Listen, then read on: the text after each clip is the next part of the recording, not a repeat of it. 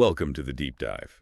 Today we're really zeroing in on El Salvador, looking at the pretty dramatic changes under President Nayib Bukele. Right. We've pulled together quite a bit of material news reports from various outlets, some deeper analysis, even a Reddit thread, which is interesting. Yeah, a real mix. The goal here is to try and understand what's actually been happening, the impacts, and how different people are seeing his time in charge. And it's a fascinating picture. You have this huge drop in gang violence, which you can't deny has made him incredibly popular. Hugely popular. But at the same time, there are these really significant shifts in the country's politics, its civic life, particularly this state of emergency that just keeps going. It really does feel like a major case study in tackling, deep-seated security issues, but with big questions attached. Exactly. Complex is probably the word. Okay, so let's start at the beginning. Bukele comes to power in 2019.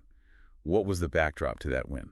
Well, his election was a real shock to the system. He was the first president since, 1984? Yeah, since the peace accords effectively cemented the two main parties. Right.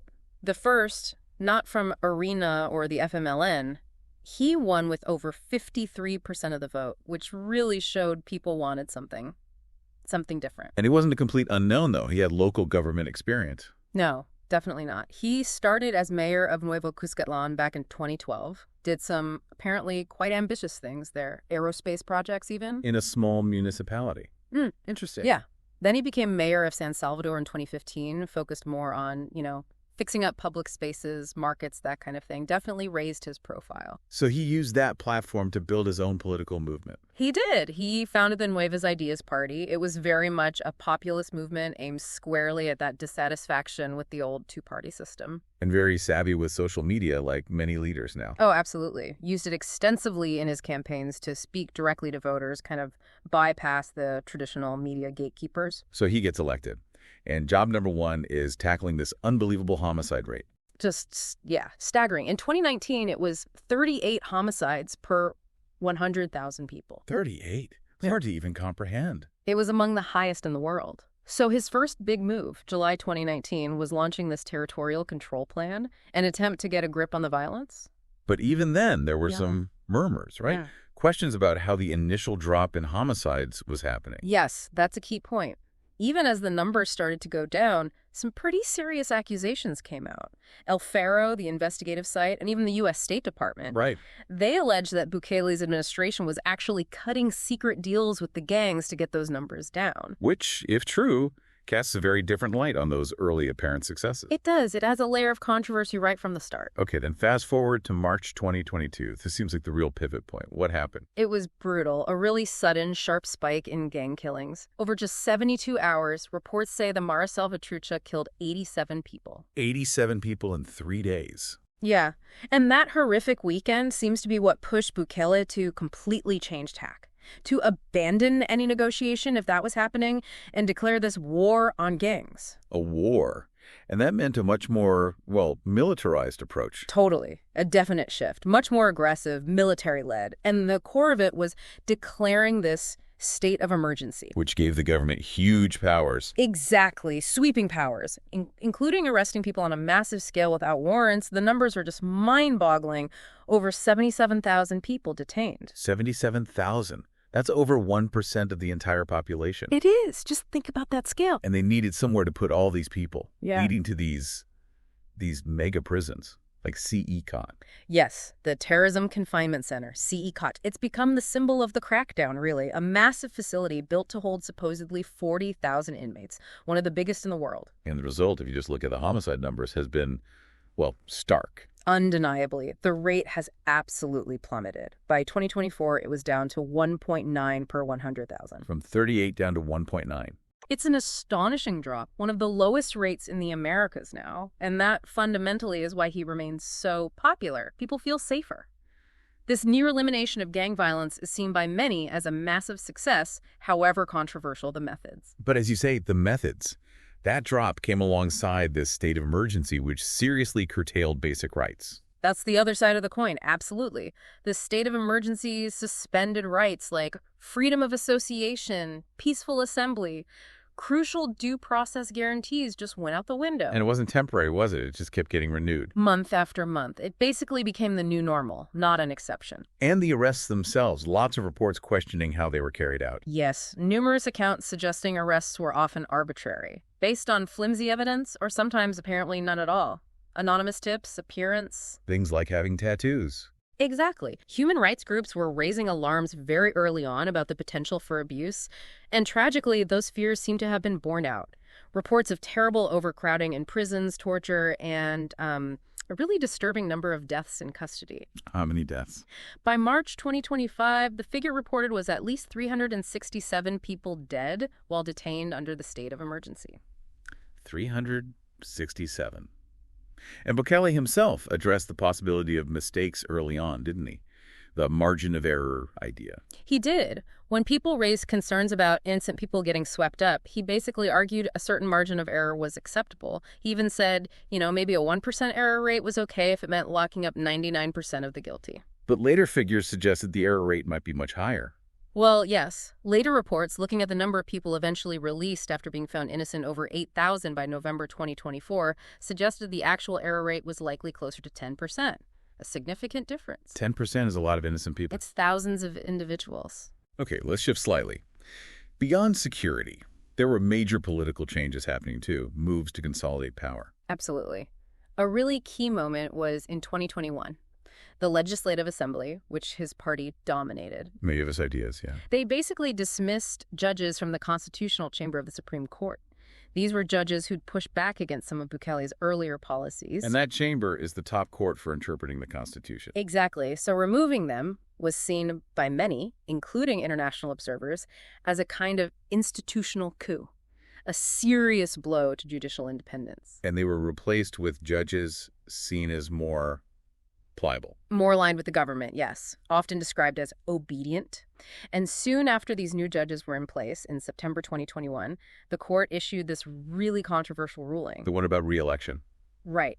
It reinterpreted the Constitution to allow immediate presidential re-election, even though it had been pretty widely understood for decades that the Constitution banned it. How did they justify that interpretation? The Constitution seemed pretty clear. Well, their argument was quite technical and frankly contested by many legal scholars. The Constitution had several articles about presidential terms and limitations. Right. The previous understanding was that, taken together, they clearly barred immediate re-election. But the new court focused narrowly on the wording of just the last sentence of one article. Which said? It said someone couldn't be a candidate if they'd been president in the 6 months right before the new term started. The court essentially said, that's the only real restriction. Just step down 6 months before and you're good to run again. Effectively ignoring the broader prohibitions in other articles. That was the criticism, yes. That they took a very narrow, convenient reading to allow what was previously disallowed. This dismantling of checks and balances worried a lot of people about the health of El Salvador's democracy. And this ruling directly paved the way for him to run again in 2024. Exactly. And he won that election by a landslide. Got something like 85% of the vote, just cemented his power even further. And his party, Nuevas Ideas, kept its grip on the legislature too. Oh, absolutely. A dominant majority. And their spending on political ads was apparently overwhelming. Estimates suggested they accounted for like 98% of all political ad spending in the months leading up to the election. 98%. Hard for any opposition to compete with that. Extremely difficult. Makes it very hard for alternative voices to get heard. And there were also those structural changes reducing the number of municipalities and seats in the assembly. Yes. In June 2023, the assembly approved cutting municipalities from 262 way down to 44 and legislative seats from 84 down to 60. The argument from critics being that this makes it easier for the dominant party to control things. That was the concern, yes, that it could further consolidate Nuevas Ideas' political control at both local and national levels. So this concentration of power, combined with the state of emergency, what's been the impact on, say, freedom of the press and just general civic space? It's been pretty chilling, according to many reports. Conditions for journalists in particular have worsened significantly. We saw stats on attacks against journalists increasing sharply Yes, a huge reported jump, 184% between 2019 and 2021. And it's continued. Between July 2023 and February 2024, another 64 incidents logged, mostly officials targeting online media reporters. Leading some journalists and even outlets to leave the country. Tragically, yes, many journalists have gone into exile. The most high-profile case was probably El Faro, that well-respected investigative outlet. They moved their entire operation to Costa Rica in April 2023, citing the lack of guarantees in El Salvador. Wow. Moving a whole newsroom. It speaks volumes. And beyond direct attacks, there's this pervasive atmosphere of fear leading to widespread self-censorship. Journalists are afraid of reprisals. And it's not just direct threats, but also efforts to discredit critical voices. Exactly. There seems to be a systematic pattern of vilification. High-ranking officials, pro-government social media networks targeting anyone critical journalists, human rights defenders, activists.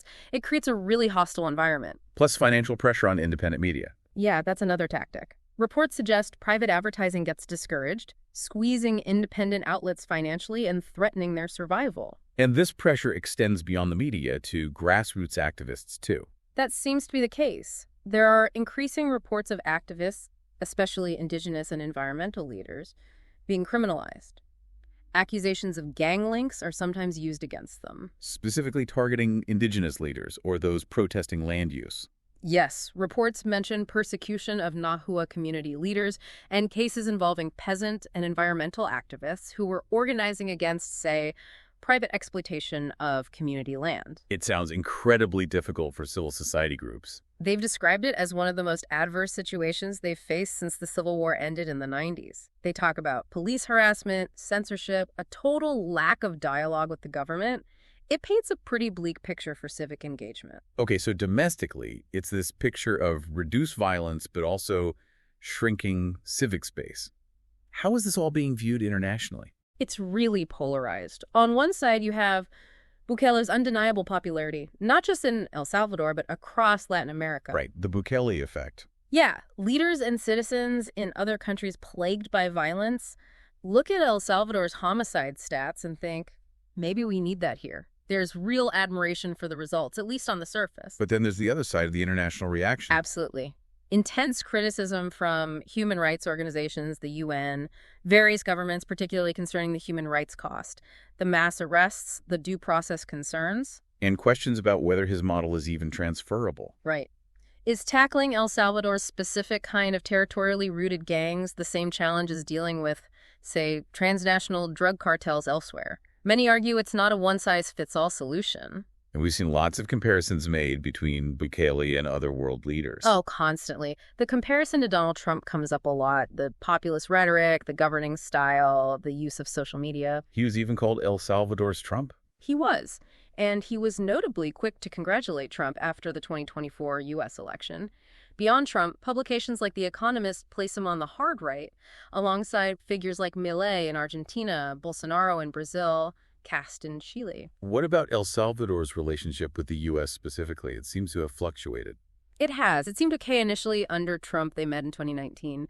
But the relationship with the Biden administration has definitely been more tense. Due to U.S. criticisms? Yeah, criticisms from the U.S. about democracy, human rights, corruption allegations. You see Democrats in Congress being quite critical, while some Republicans are more supportive of his tough-on-crime stance. And then there was that interesting offer he made to the U.S. recently. Right, offering to take non-Salvadoran deportees, even convicted criminals from the U.S., and then we saw the U.S. actually deport alleged members of that Venezuelan gang, Tren de Aragua, to El Salvador. That was quite a development. Beyond security and politics, he's also known for some, let's say, unconventional policies.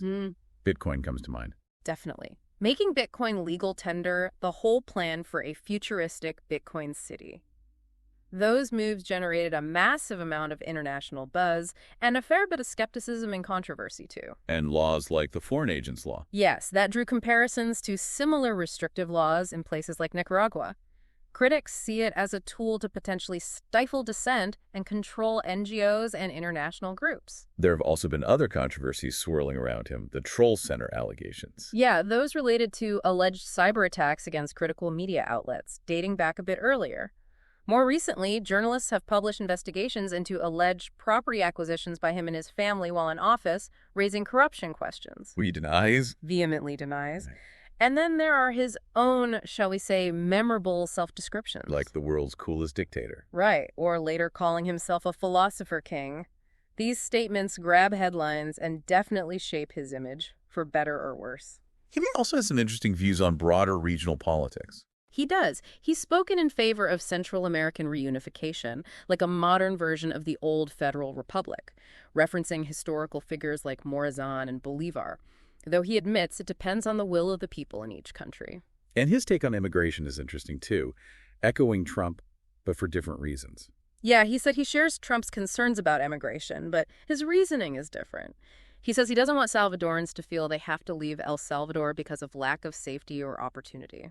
Finally, there's the accusation of sports washing, using big international events to boost the country's image. Yes, hosting things like the World Surfing Games, the Miss Universe pageant. Critics argue it's an attempt to distract from the human rights concerns and project a positive image internationally. And there were protests during Miss Universe, right? There were. Groups representing families of those detained under the state of emergency held protests, highlighting the ongoing issues even as this glamorous event was happening. Okay, so that sets the stage really well. Now, let's turn to that Reddit discussion. It offers a different kind of insight, more raw, maybe. What were people saying there about why Bukele's approach, despite everything, seems to work in El Salvador? It was fascinating. A big theme was this idea of the trade-off, security versus liberty. Many commenters argued that when you're living in absolute chaos, under constant threat from gangs... Your priorities shift. Exactly. People might be willing to give up certain freedoms if it means they can actually walk down the street safely, run a small business without extortion. Things people in safer countries might take for granted. And they contrasted the El Salvador situation sharply with crime in the U.S. Yeah, several people made the point that the level and nature of gang control in El Salvador before Bukele was just fundamentally different. It wasn't just crime, it was like a parallel state, controlling neighborhoods, extorting everyone. Public transport wasn't safe. Things that are unimaginable in most parts of the U.S. Right. So the argument went, you can't judge the response using the same lens you'd use in a place with strong institutions and, relatively speaking, lower levels of pervasive violence. Which led to that debate about whether Bukele's methods are justifiable elsewhere. Huge debate there. Would mass arrests without warrants, suspension of due process, would that ever be acceptable in, say, Canada or Germany? Most participants thought absolutely not. But some argued that while unacceptable elsewhere, maybe it was sadly necessary in El Salvador's extreme context. A dangerous precedent, though. That was the counter-argument. Even if it works locally, it erodes universal human rights norms and could be copied by less well-intentioned regimes. Did the discussion touch on why it might have worked specifically against Salvadoran gangs? Yeah. Compared to, say, Mexican cartels? Yes, that came up. Some suggested Salvadoran gangs like MS-13 were maybe easier targets in some ways, more identifiable. Perhaps the tattoo issue was mentioned. Right, visible markers. And maybe less sophisticated militarily or financially than the big Mexican cartels. Not to minimize their brutality, but perhaps a different kind of opponent, more susceptible to a mass crackdown. But even those who acknowledged the drop in violence raised long-term concerns. Oh, yes. Big questions about sustainability. Okay, you've locked up tens of thousands, but have you addressed the root causes? Poverty, lack of opportunity, social exclusion. The things that drove people to gangs in the first place. Exactly. If those aren't fixed, what happens when the state of emergency eventually ends? Or what happens inside those overcrowded prisons? And concerns about corruption came up in the Reddit thread, too, and the state of emergency being used politically. Definitely. People worried that the government might be using these extraordinary powers not just for security, but also to silence opposition and consolidate control. And the ever-present risk of corruption when checks and balances are weak. Still, some argued the situation was just so bad, something drastic had to be done. That was a strong sentiment, too. That the pre-Bukele reality was so horrific, the gangs were so powerful, that maybe only these extreme measures could break their grip, even acknowledging the human rights costs. Comparisons to other tough-on-crime regimes. Yeah, people drew parallels to other countries that took authoritarian approaches. And they noted the practical issues, too, like how can the prison system even cope with this massive influx? And the fear that maybe state actors could become the new abusers of power. That was a chilling point raised. If you dismantle the gangs, but create an overly powerful, potentially unaccountable state security apparatus, do you just swap one form of extortion and abuse for another? So wrapping this up, It really is a story with two starkly contrasting sides. It really is. On one hand, you have this undeniable, dramatic success in reducing horrific levels of violence, bringing a sense of peace many Salvadorans hadn't felt in decades, achieved through very tough measures. Mass arrests, the state of emergency. Right. But on the other hand, those very measures raise profound questions about human rights, due process, the erosion of democratic institutions, and the concentration of power in one person's hands. And our sources really reflect that division.